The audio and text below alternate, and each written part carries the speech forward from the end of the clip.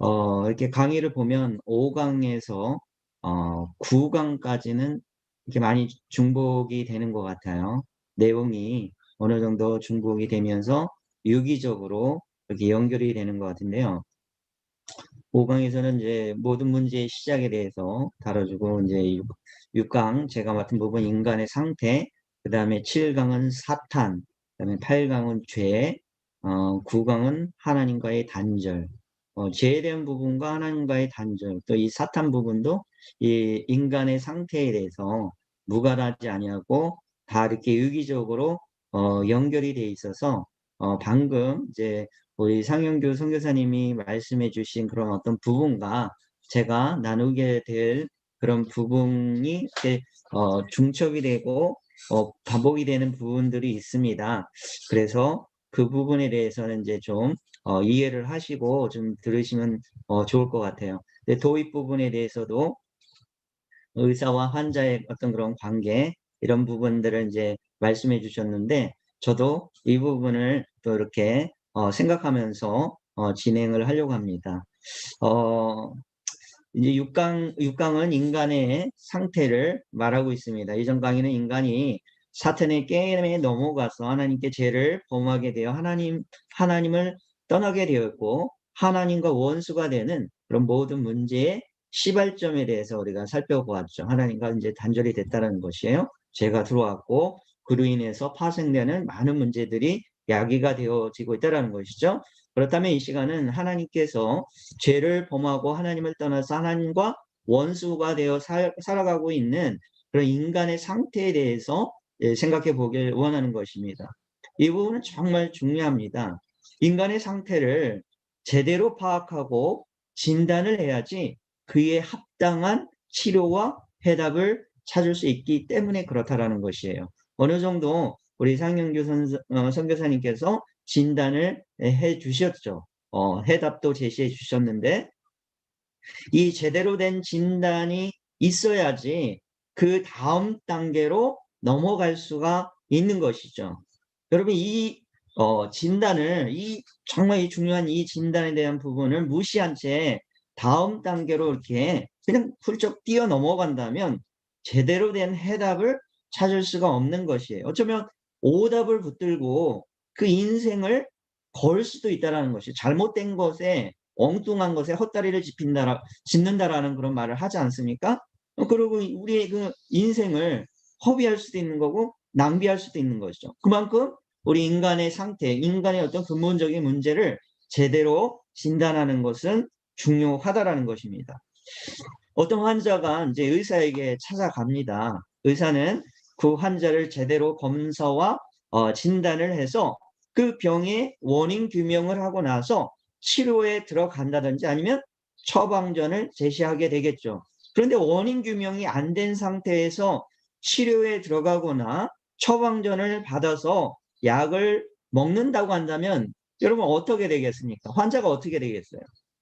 바로 의료사고가, 우리가 흔히 말하는 의료사고가 발생할 수 있다는 것이죠. 병이 치료되기보다는 오히려 사람의 생명이 더 위험에 처할 수도 있다는 것이에요. 그래서 뭐 돌팔이 의사라는 얘기도 나오지 않습니까? 선무당이 사람 사는다는 그런 말도 있듯이 오히려 더 위험에 빠뜨릴 수 있는 것이죠.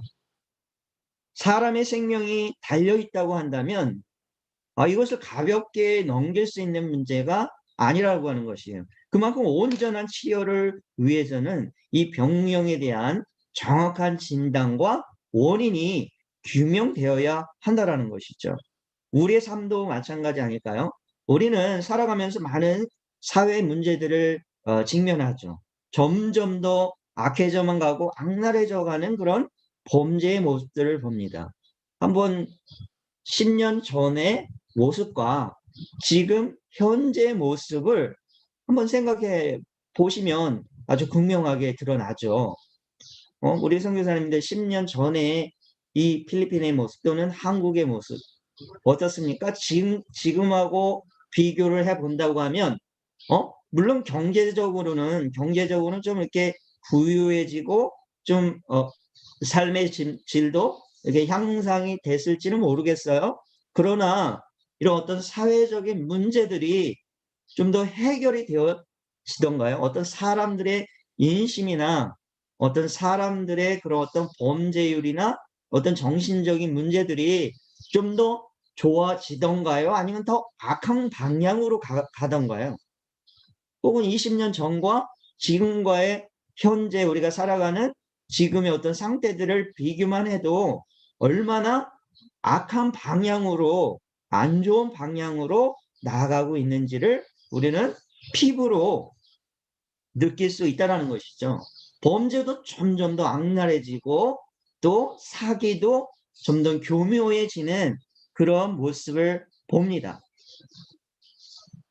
냉랭해져만 가는 사람들의 인심을 우리는 볼 수가 있어요.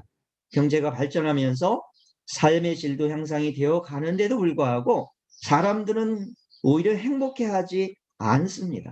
불행해해요. 젊은이들 사이에서는 헬조선이라는 신조어까지 나오고 있지 않습니까? 왜 그런 말이 나오겠어요? 그만큼 살기가 각박하고 힘든다라는 것이에요. 불행하다라는 것이 인생이 행복하지 않다라는 것이죠. 삶의 질은 좋아지는데 사람들은 오히려 더 불안해하고 불면증과 우울증과 같은 정신질환자들이 더 늘어나고 있다고 하는 사실이에요. 자살률은 어떻습니까? 자살률도 더 늘어나고 있는 것이죠. 뭐가 문제입니까? 뭐가 문제일까요? 왜 사회가 이렇게 되어가고 있다고 말할 수 있을까요? 이런 사회 문제와 현상들을 보면서 전문가들은 좀 지식이 있고 배웠다고 하는 사람들은 나름대로 진단을 내놓죠. 어떤 이들은 뭐 법이 허술해서 그렇다. 뭐 법을 더욱 강화해서 사회 안전망을 구축해야 한다라고 주장하는 사람들이 있어요. 그래서 뭐 감옥도 더 늘리고 좀 이렇게 잘못을 저지른 사람들은 다 이렇게 감옥에 쳐 넣어야 된다. 그렇다고 더 좋아지던가요? 감옥과 이런 어떤 감옥이 더 늘어난다고 해서 사회가 더 정화가 되던가요? 어떤 이들은 뭐 또 복지를 주장하기도 하죠. 사회복지. 어떤 이들은 과학이 답이다 하고 신약을 개발하고 의술을 개발하는데 집중을 합니다. 어떤 이들은 교육에 문제가 있다. 교육 제도를 뜯어 고쳐야 한다. 교육 개혁을 외칩니다. 여러분, 교육을 그렇게 외치지만 그 교육을 받은 사람들이 더 어떤 그 엘리트들, 정치인들이나 또 이렇게 배웠다고 하는 사람들이 오히려 그것을 이용해서 사기를 치는데 아주 교묘한 사기를 치는 모습을 봅니다. 교육이 답이라고 볼 수가 없는 것이죠. 어떤 이들은 또 뭐라고 얘기합니까? 정신심리학적으로 접근을 하기도 해요. 그래서 나온 말이 뭐 범죄심리학, 심리상담, 심리치료 뭐 이런 것이 요즘에 많이 뜨고 있지 않습니까? 그러나 저들의 말을 들어보면 핵심을 찌르는 진단과 해결책을 제시하지 못하고 있다는 거예요. 그저 드러나는 현상에 대한 문제만 제기하지 그 문제의 핵심이 되는 근원을 진단하지 못하고 있다는 것이죠. 인간의 근본적인 상태를 제대로 진단하지 못하니까 결국 이래서 문제고 저래서 문제다라고 문제만 제기를 하지 정부 탓만 하고 어디 누구 탓만 하지 뚜렷한 해결책을 내놓지 못하는 모습을 봅니다. 여러분 뭐 뉴스 보시는지 모르겠어요. 너무 이렇게 선교에 열중하시느라 뉴스를 잘 안 보시는지 모르겠는데 항상 뉴스를 보면 기자들은 항상 이렇게 전문가를 대동을 하죠. 뭐 어떤 큰 범죄가 있어요? 뭐 어떤 사회 문제가 있어요? 그럼 어느 대학 교수, 뭐 어떤 분야의 그런 전문가 분명히 한 분 찾아가서 이제 인터뷰를 따지 않습니까? 그러면 얘기하는 거 들어보면 어떻습니까? 문제 제기만 해요. 그리고 또 정부 탓만 합니다. 누구 탓만 합니다. 교회 탓을 하든지, 지금 뭐 코로나로 인해서 교회 탓을 하고 뭐 어떤 남의 탓을 하는 그런 모습을 봅니다. 대책을 내놓아도요.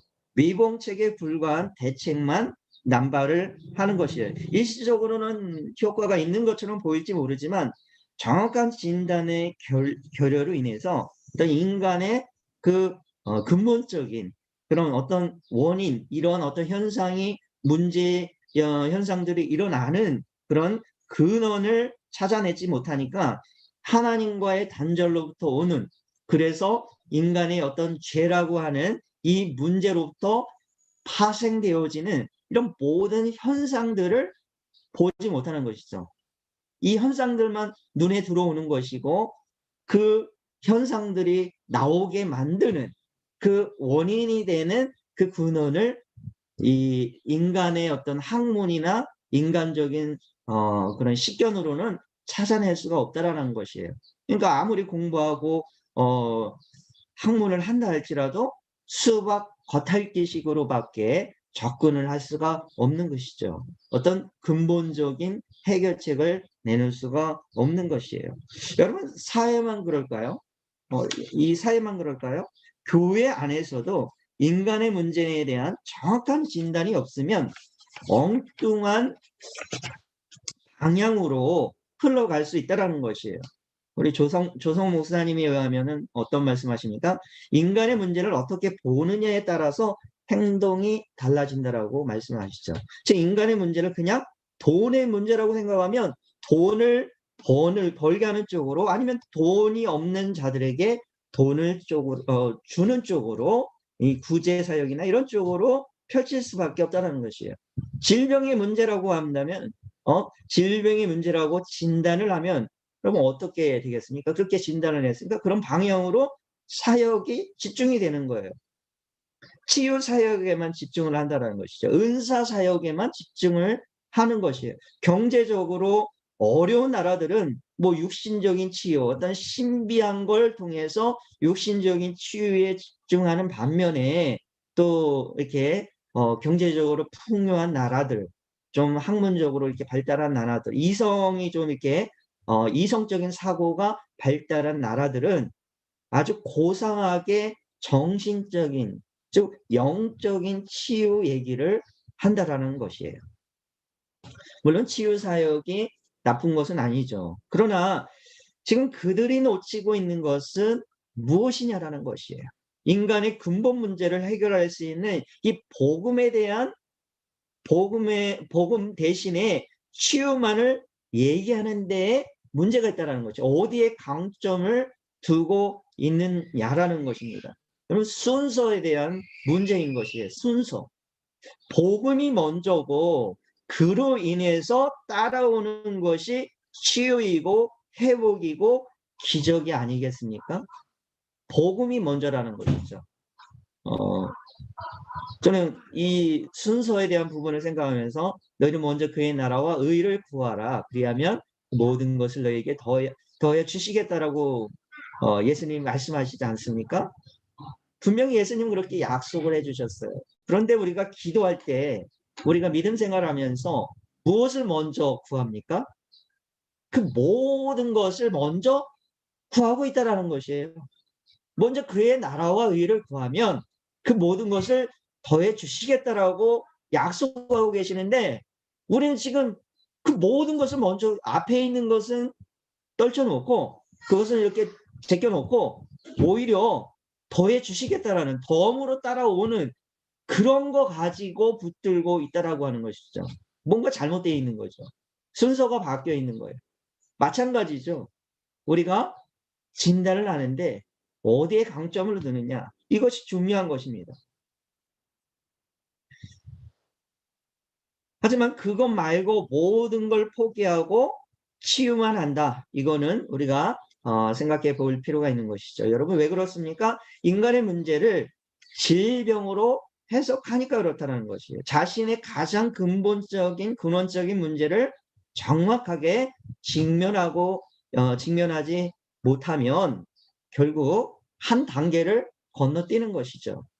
그죠? 우리가 예수 그리스도의 십자가 앞으로 나가기 위해 어떤 그런 단계가 있는데, 이런 문제에 우리가 철저하게 직면할 때에 우리 심령이 가난해지는 것이고 복음이 보이기 시작을 하는 것입니다.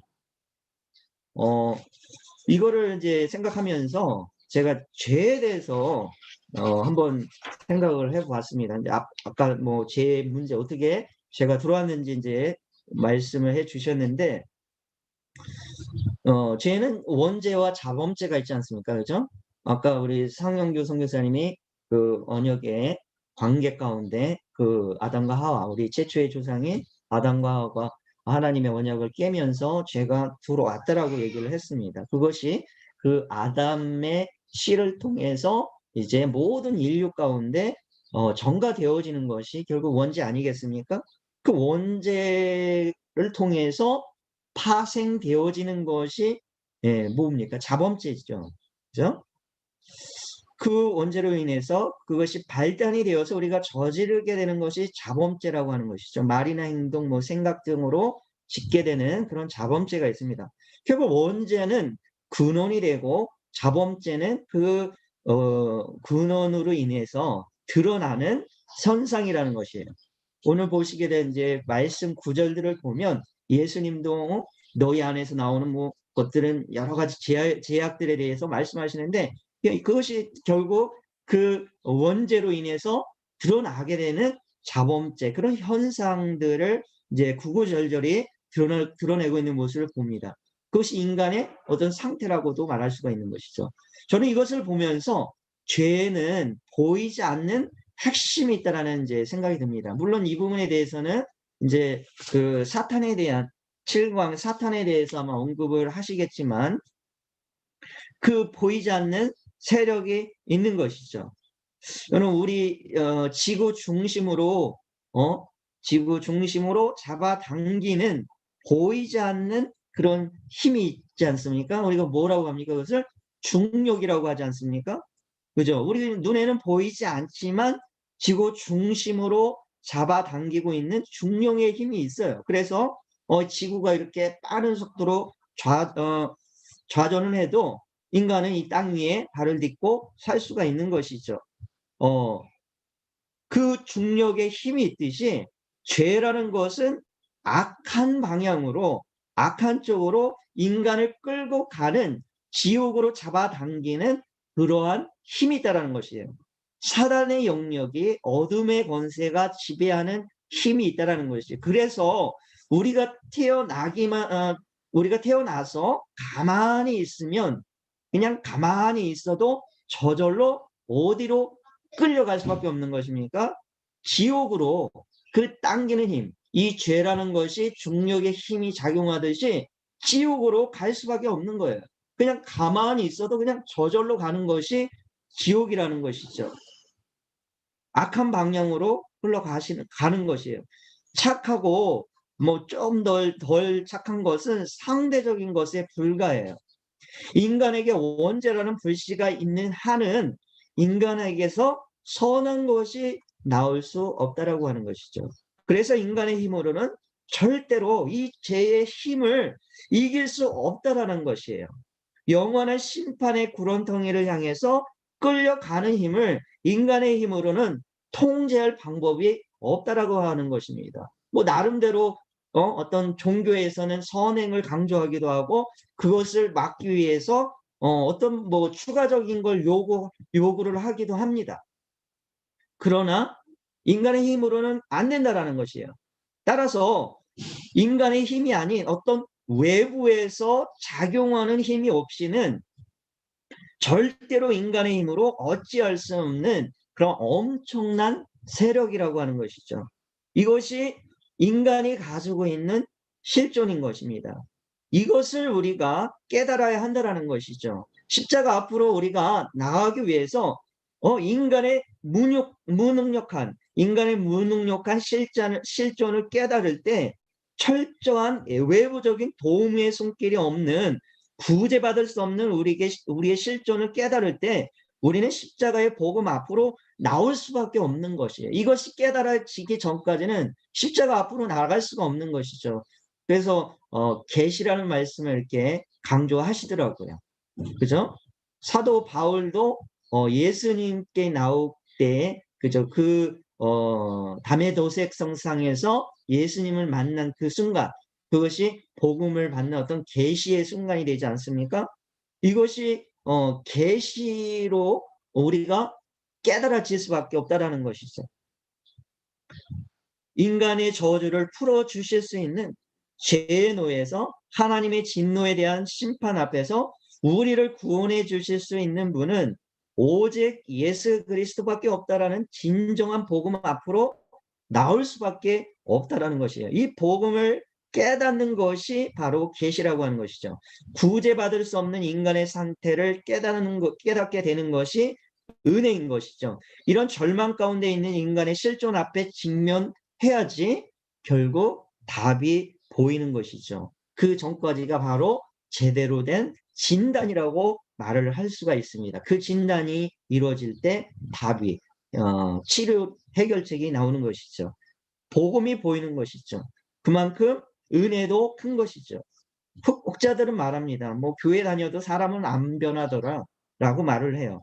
본성은 안 변해. 정말 절대로 안 변해. 여러분 그렇습니다. 우리가 이러한 인간의 실존 앞에 직면해 보지 않으면 절대로 변하지가 않는다라는 것이에요. 변하지가 않아요. 예수님만으로는 만족하지가 않아요. 이런 실존 앞에 우리가 직면하기 전에는 예수님을 믿어도요. 예수님만으로 만족하지 않는다라는 것이에요. 본성은 변하지가 않습니다. 오히려 예수님을 원하는 것이 아니라 그분에 의해서 나오는 뭘 원해요? 플러스를 원하는 거예요. 플러스. 그러니까 거기에 막 이렇게 미치는 거 아니겠습니까? 그죠? 예수님 그 사역하실 때도 보니까 뭐 이렇게 500명의 기적을 일으키시니까 많은 사람들이 예수님을 그냥 어떻게 합니까? 배가 부르고 막 이렇게 좋아지니까 저분이면 우리가 진짜 이 로마의 압제로부터 이렇게 좀 벗어날 수 있는 어떤 그런 자유를 맛볼 수 있고 또 우리가 늘 배 따시게 고르지 않고 살 수 있겠다라고 해서 예수님을 그냥 임금으로 삼으려고 하는 그런 어떤 모습을 보지 않습니까? 예수님이 너희들을 정말 그 죄의 절망 가운데에서 구원해 주실 참 메시아라는 이런 어떤 시각보다도 예수님이면 뭔가 나에게 특별한 걸 해줄 수 있어. 내 인생의 문제를 좀 우리가 고민하고 있는 그런 어떤 의식주에 대한 문제를 해결해 줄 수 있어. 여기에 포커스를 맞춘다라고 하는 것이에요. 예수님이 만족하는 것이 아니라 예수님 플러스 알파가 되는 것이죠.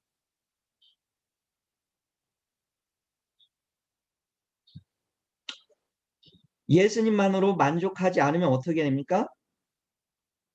율법적인 사람이 될 수가 있고요. 종교적인 사람이 될 수가 있어요. 그리고 나만 피해자이고 모두는 가해자가 되는 거예요. 그죠? 그래서 교회 다니는 사람들이 어떻습니까? 제일 상처를 잘 받죠. 예. 교회 안에서 의외로 이제 상처를 많이 받습니까? 그래서 삐지고 나 교회 안 가. 막 나한테 뭐 잘해주지도 않고 막 이렇게 많이 삐져요. 그래서 상처도 쉽게 받고 다른 사람을 비난하고 분열을 일으켜요. 그러나 이런 은혜를 경험한 사람은 변화하기 시작을 합니다. 예수님으로 충분하다라는 그런 고백이 나옵니다. 성품도 변하고요. 생각도 변하고 가치관도 변해요. 나만이 아닌 모두가 피해자라는 사실을 깨닫게 되어져요. 조성 목사님도 그런 얘기를 하지 않습니까? 아빠에 대한, 내가 피해자였던 것 같은데, 아빠도 피해자라는 사실을 깨닫게 되면서 용서가 되더라. 이것이 복음의 능력 아니겠습니까? 왜 사람들이 저렇게 그렇게 행동했는지, 그런 말을 했는지 이해가 되기 시작을 하는 것이에요. 왜 사회가 이렇게 점점 더 악해져만 가고 이런 어떤 문제가 지속적으로 발생하고 있는지 그 부분에 대해서 이해가 되는 거예요. 그러니까 뭐 비판적인 시각보다 어떤 마음이 더 들까요? 동정심이 들지 않습니까? 정말 불쌍한 존재들이구나. 하나님의 이 복음을 인간의 이 비참한 그 현실을 우리가 직면하지 못하니까 그 사람들을 불쌍히 여기지 못하는 것이죠. 그러나 이것이 깨달아지는 순간 모두가 그런 어떤 피해자라는 사실을 아는 순간 우리가 공감하고 또 용서하게 되고 그 사람이 나에게 그럴 수밖에 없구나. 그죠? 우리가 전도를 하면 우리가 핍박을 받지 않습니까? 그죠? 뭐 어떤 안 좋은 소리를 듣기도 하고 그럼에도 불구하고 우리가 그것을 이겨내면서 그거에 구애받지 않고 할 수 있는 것은 저들이 모르기 때문에 예수님도 십자가의 상에서 저들이 하는 일을 저들이 모른다라고 말씀하지 않습니까? 그들을 비난한 것이 아니라 이것들이 감히 하나님의 아들인 만왕의 왕 되신 나를 감히 십자가의 못을 박아 죄인으로 취급해? 라고 이렇게 저들을 비난하는 것이 아니라 저들이 하는 일을 저들이 모른다라고 말씀을 하시는 것이죠. 우리가 이런 어떤 인간의 실존의 이 비참한 인간의 실존의 직면을 하고 정말 예수 그리스도만이 그 문제의 해결자 되심을 우리가 고백하는 순간 그런 어떤 시각으로 나갈 수 있는 것이죠. 그러니까 가치관의 변화와 삶의 변화가 따라올 수밖에 없는 것이죠. 여러분 다시 말씀드리지만 인간의 상태를 바로 진단하고 인간의 상태에 우리가 직면하는 것은 너무나도 중요합니다. 이것을 경험해야지 다음 단계인 복음 앞으로 예수 그리스도의 십자가 앞으로 우리가 나갈 수 있다는 사실을 여러분 기억할 수 있기를 바라요. 자, 그러면 이제 바울 시대에 바울 시대에도 이제 그런 일들이 있었죠. 율법주의자들, 유대주의자들이 주장하는 것이 무엇이었습니까? 뭐 갈라디아서나 로마서 또 이런 말씀을 보면 오직 예수 가지고 안 된다라는 것이죠. 예수 플러스 알파가 있어야 된다는 것이죠. 예수도 믿고 할례도 받고 유대의 전통도 지켜야 한다는 것이 저들의 주장이었습니다. 그러면서 사도 바울이 갈라디아에서는 그것을 다른 복음이라고까지 이렇게 말씀을 하지 않습니까? 저들은 예수를 믿어도 버리지 못하는 것이 있었어요.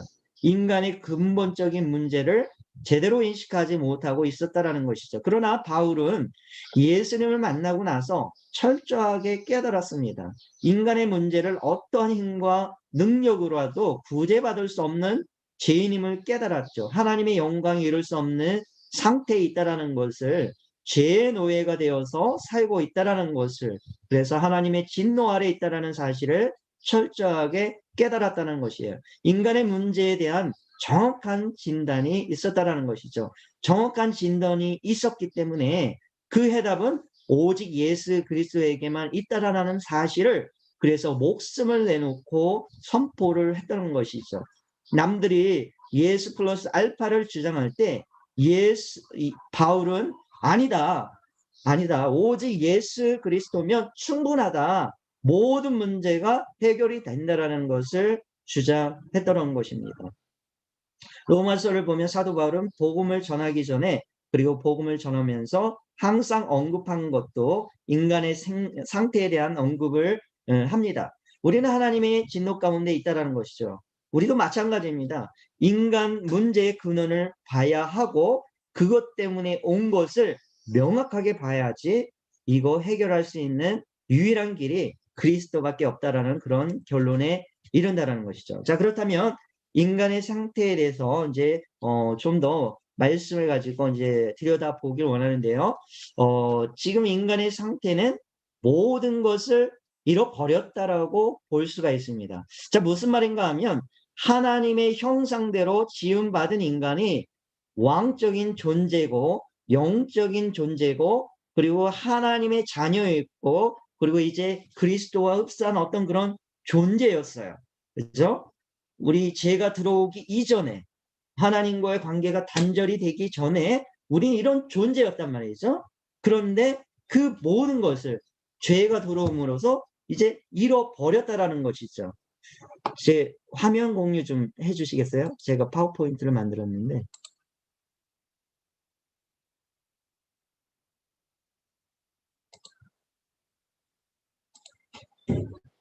화면 공유 열어주시겠어요? 예, 예, 감사합니다.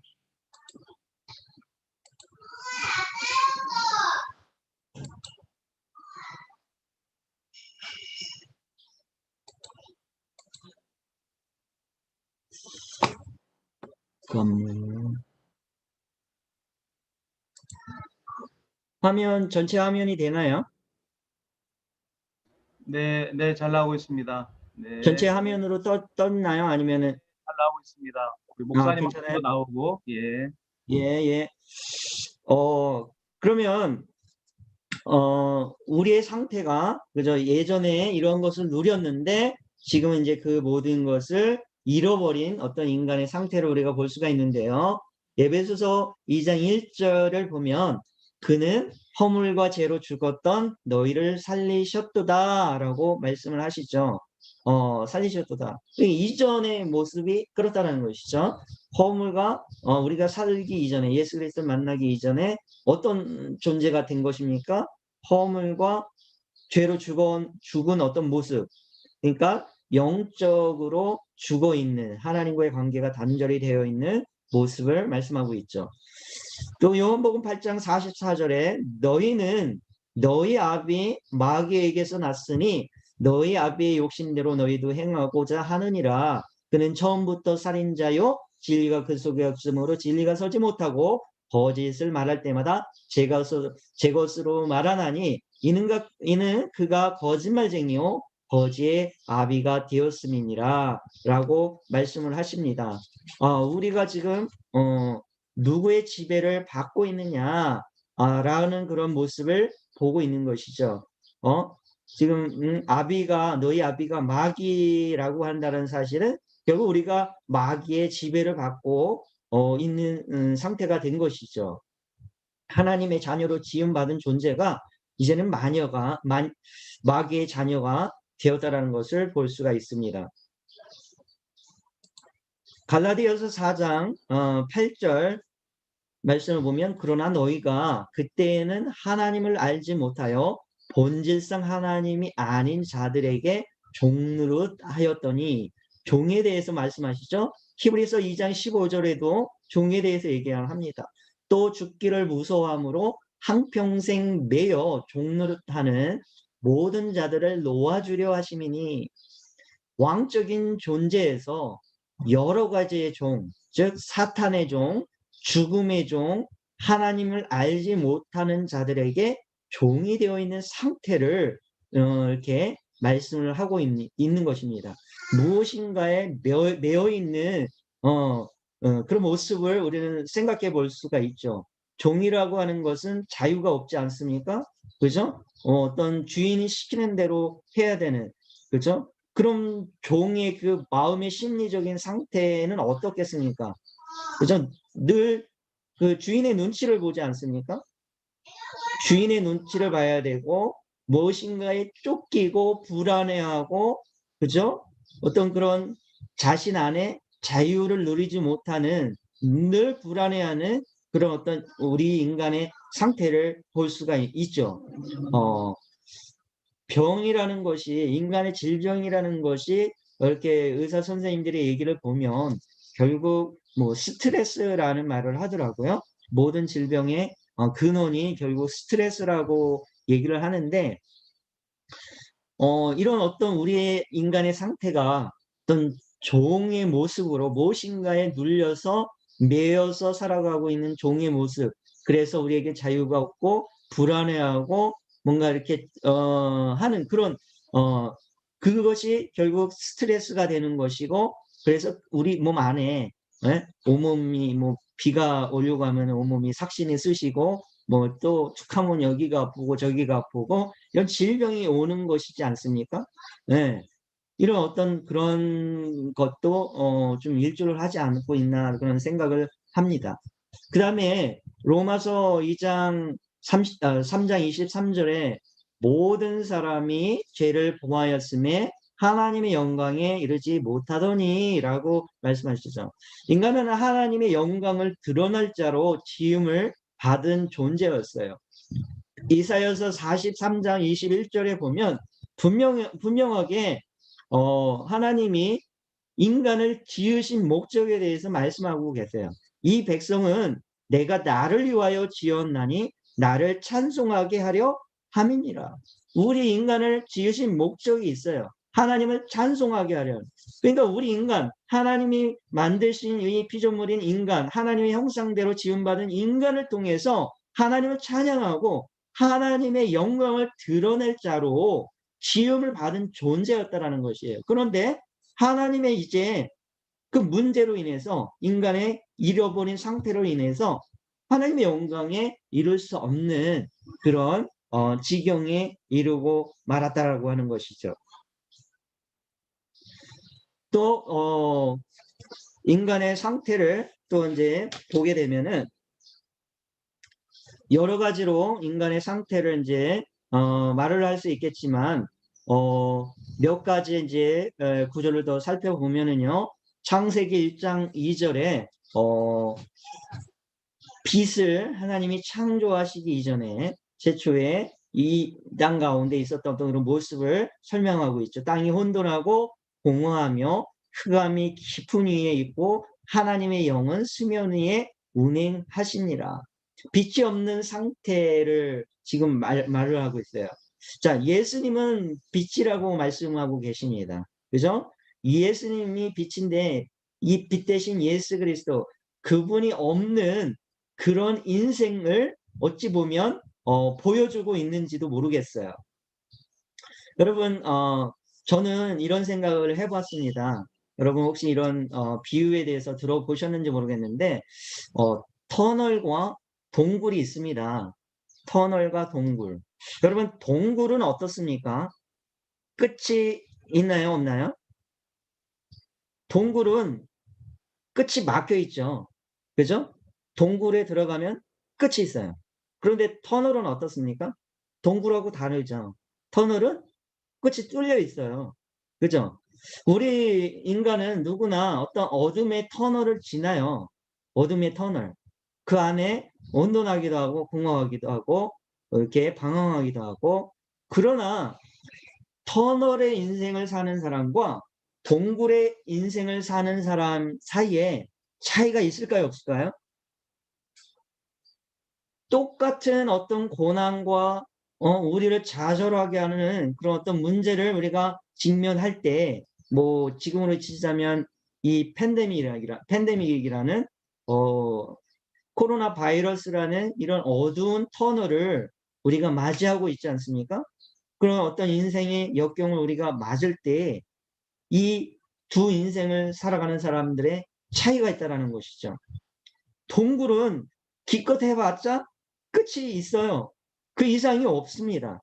많은 사람들이 하나님이 없다라고 주장을 하고 그냥 죽으면 끝이라고 얘기를 합니다.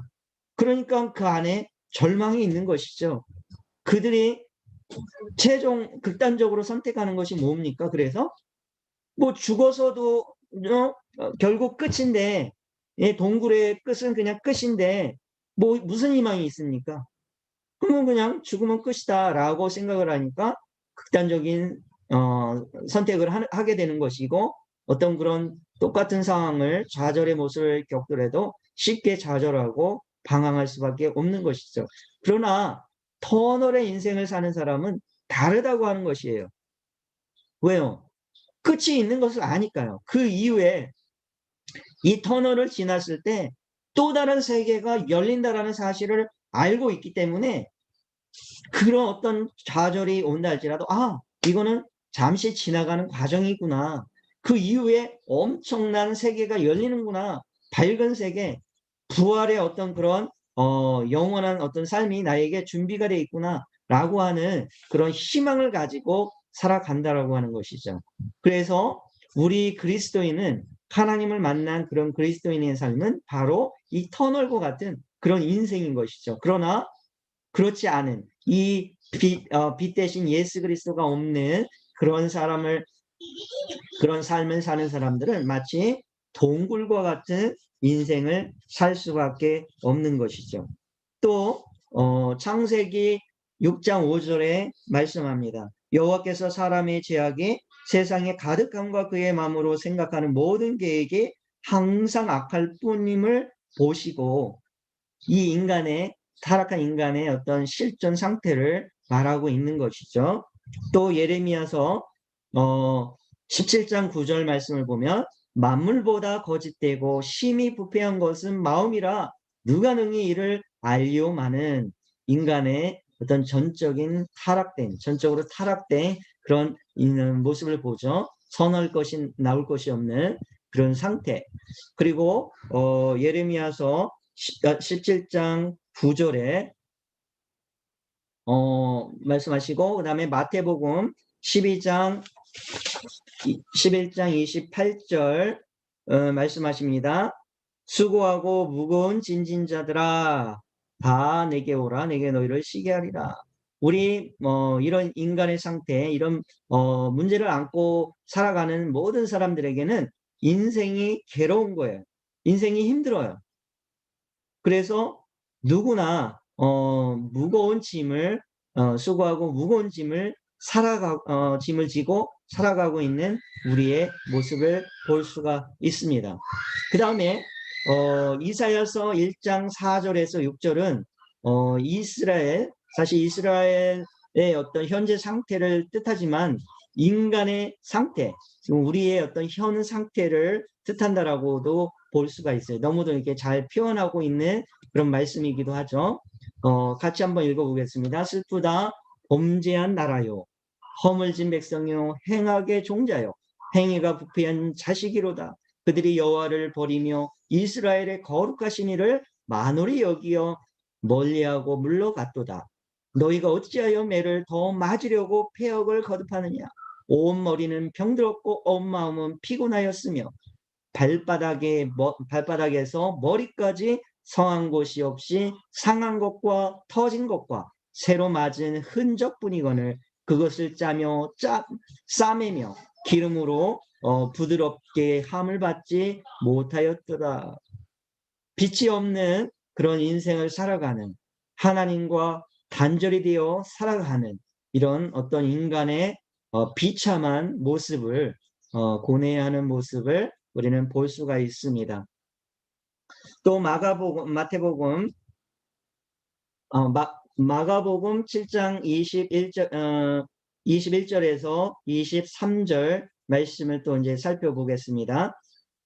속에서 곧 사람의 마음에서 나오는 것은 악한 생각, 음란과 도둑질과 살인과 간음과 탐욕과 악독과 속임과 음탕과 질투와 비방과 교만과 우매함이니 이 모든 악한 것이 다 속에서 나와서 사람을 더럽게 하느니라. 자, 이것이 결국 자범죄인 것이죠.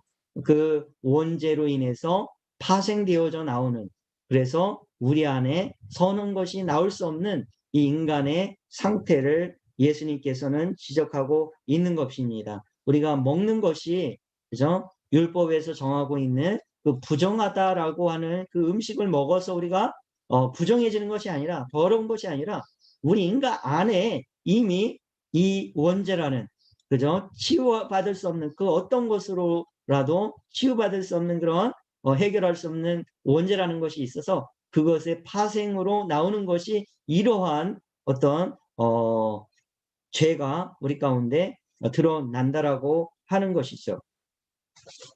자, 그 다음에 창세기 3장 16절에서 19절 말씀 또 나오고 있습니다. 또 여자에게 이르되 내가 임신한 고통을 크게 더하리니 내가 수고하고 자식을 낳을 것이며 너는 남편을 원하고 남편은 너를 다스릴 것이니라 하시고 아담에게 이르시되 내가 내 아내의 말을 듣고 내가 내게 먹지 말라 한 나무의 열매를 먹었은즉 땅은 너로 말미암아 저주를 받고 너는 내 평생에 수고하여야 그 소산을 먹으리라.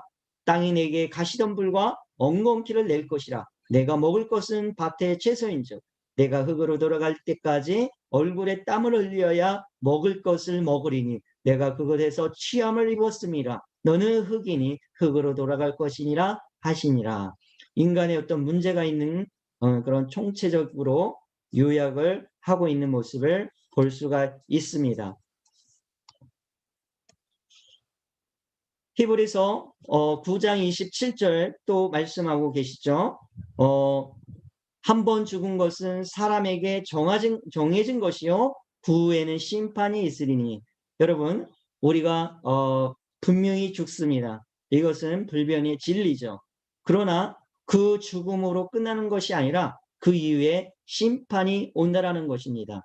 하나님께서는 우리가 이러한 어떤 영적인 부분을 우리가 판단할 수 있게 우리가 살아가면서도 이런 부분을 우리가 깨달을 수 있는 것 같아요. 여러분, 죽음 이후에 심판이 왜 중요할까요? 저는 그런 생각을 해보게 되었습니다. 우리가 살아가면서도, 이 땅에 살아가면서도 뭐 교통법규를 어긴다든지 어떤 법을 어길 때 그에 상응하는 대가를 치릅니다. 벌금을 내든지요, 아니면 뭐 음주운전을 하면 구류를 한다든지 면허증을 박탈당하든지, 또 어떤 살인죄를 저지르거나 사기죄를 전하면 사기죄를 지면 분명히 그 법정 앞에 서서 그에 상응하는, 그죠? 형량을 삽니다.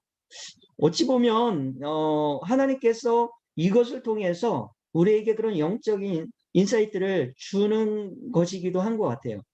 그죠? 뭐 사람들은 뭐 그렇게 얘기를 하죠. 죽음 이후에 뭐 그런 게 있겠냐. 여러분, 그러면 이 죽음 이후에 심판이 없다고 하면 우리가 살아가는 이 삶은 정말 불공평하다는 그런 생각이 들어요. 저는 왜 그런 생각을 하게 됐냐면은, 이게 논리적으로 맞는지는 모르겠는데, 북한의 김일성과 김정일에 대해서 한번 생각을 해봤어요. 저들을, 그 북한 안에서 저들을 누가 심판하겠습니까? 그죠? 저들이 살아가면서, 그죠? 얼마나 많은 사람을 죽이고 얼마나 많은 그 북한의 사람들을, 그죠? 자유로부터 유린하고 그런 어떤 북한의 그 공화국을 만들지 않았습니까? 근데 그들이 살아가면서 그들이 행한 죄에 대해서는 전혀 대가를 치르지 않았어요. 그런데요, 보세요. 그들이 죽었어요. 분명히 죽었습니다.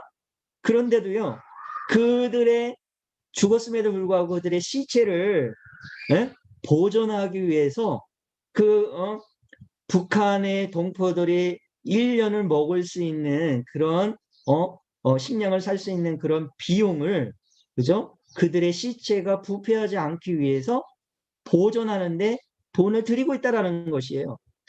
만약에 저는 그런 생각을 해보게 된 거죠. 이 논리가 맞는지 모르겠지만, 죽음 이후에 영원한 심판이 없다라고 한다면, 여러분, 김정일과 김일성과 같은 그런 복받은 사람이 어디 있습니까? 안 그래요?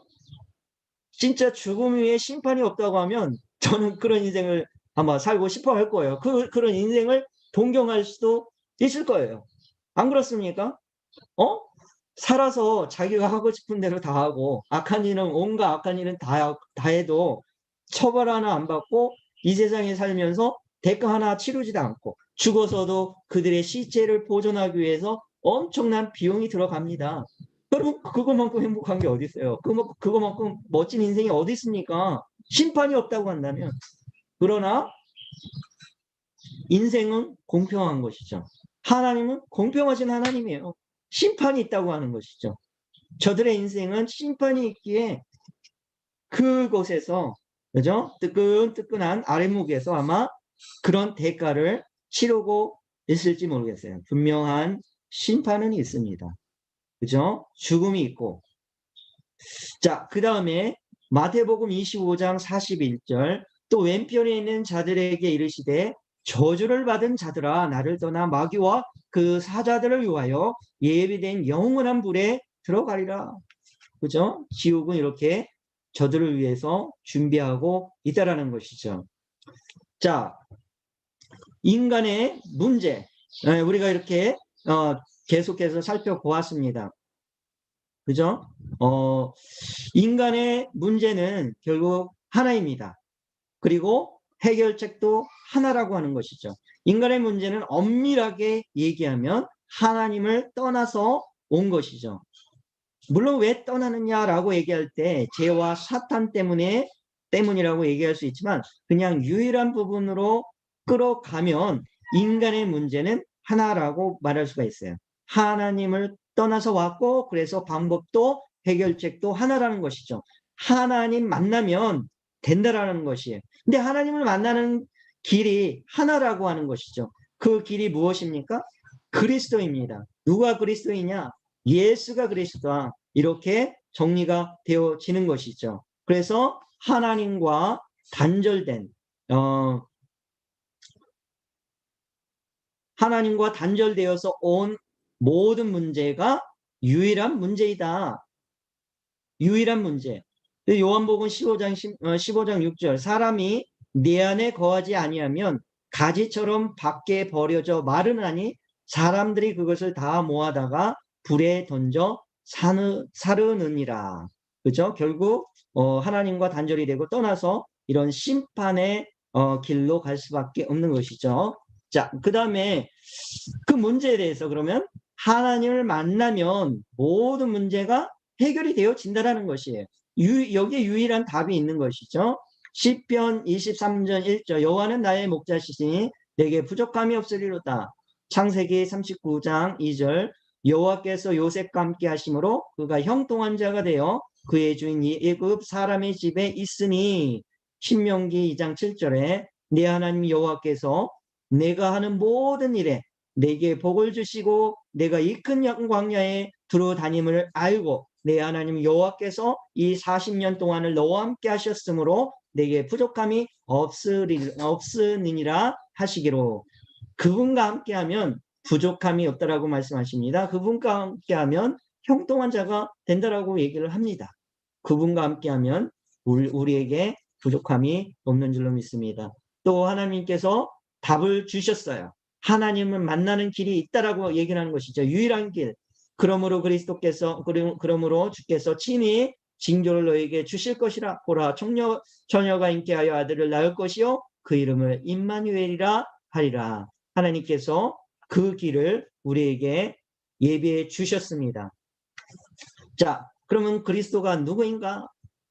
요한복음 14장 6절은 말합니다. 예수께서 이르시되 내가 곧 길이요 진리요 생명이니 나로 말미암지 않고는 아버지께로 올 자가 없느니라.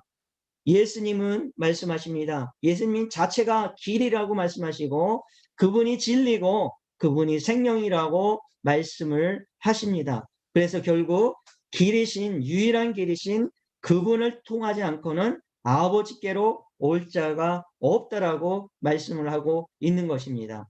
우리가 이 유일한 길 되시는 예수 그리스도께로 나가기에 앞서서 우리 인간의 실존에 대해서 인간의 상태에 대해서 정말 다시 한번 묵상을 해보고 이 절망 가운데 있는 인간의 이 상태를 우리가 제대로 깨닫고 정말 우리가 필요한 분은 오직 예수 그리스도 그분밖에 없다라는 사실을 우리가 자각할 때 정말 우리가 전하는 그 복음 이것이 우리 사역 현장 가운데 우리 현지인들을 변화시키고 또 우리의 교회를 변화시키고 한국교회와 또 세계 복음화를 외치는 우리의 사역의 현장 가운데 이런 놀라운 변화의 역사들이 하나님의 나라가 임하는 줄로 믿습니다. 이런 마음을 가지고 우리가 함께 이 사역에 매진해 나갈 수 있기를 주님의 이름으로 축원을 드립니다. 제가 잠시 기도하고 마치겠습니다. 사랑의 하나님 감사합니다.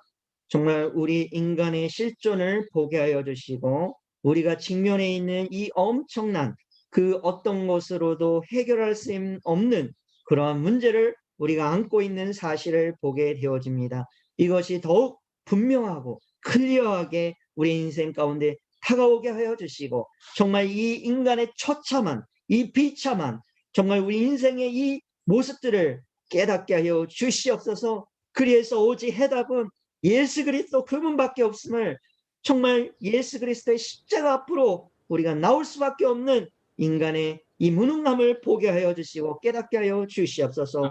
우리의 교만을 깨게 하여 주시고 우리의 자만을 깨게 하여 주시옵소서. 우리가 비판했던 우리의 시각을 깨게 하여 주시고 남을 정죄했던 우리의 이 정말 악독한 혀와 우리의 생각을 주님 정말 고쳐 주시옵소서. 먼저 내 자신, 이 절망 가운데 있는 이 비참한 운명 가운데 있는 우리의 인생을 먼저 보게 하여 주시옵소서. 아멘. 내가 가해자로 살았고 내가 정말 하나님을 제대로 정말 전하지 못했던 우리의 잘못을 깨닫고 이제 그런 모습을 깨닫고 오직 우리의 길 되시는 예수 그리스도만 전하며 나아가는 우리의 모습이 되게 하여 주시옵소서. 예수 그리스도 플러스 알파 무엇인가를 더 추구하는 것이 아니라 먼저 이 근본적인 문제를 해결하고 그것으로부터 우리 얻을 수 있는 그런 풍성한 은혜와 능력들 하나님의 나라를 경험하면서 나가게 하여 주시옵소서. 감사드리며 살아계신 예수님의 이름으로 기도드렸사옵나이다. 아멘. 아멘.